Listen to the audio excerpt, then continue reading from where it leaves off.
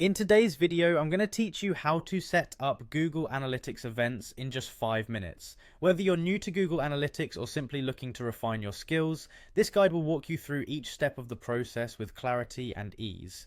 Let's get started. To begin, open your web browser and navigate to Google Analytics by visiting their official website.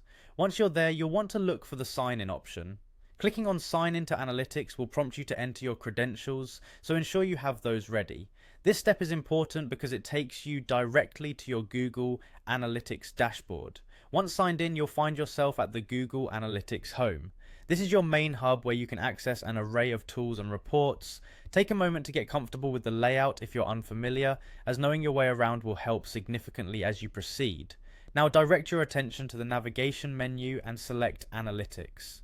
This is where you'll get to the heart of what we're doing today, creating events. Next, you'll need to click on Data Display, one of the features under the administrative settings of your Analytics account. This section allows you to manage how your data is visualized and interwoven throughout the platform. With the Data Display section open, you're going to click on it once more. Yes, I know, but bear with me here. By clicking again, the platform might prompt updates or modifications in the arrangement of data, which is crucial for our next steps.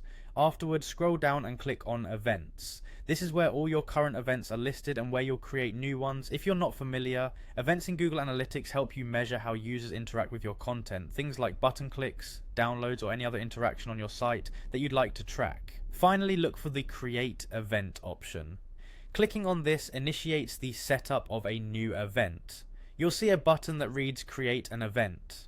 Selecting this will bring up a configuration interface where you can define event parameters and establish conditions or triggers that align with your website or app's interactions. By completing these steps, you've set the stage for effectively tracking user interactions.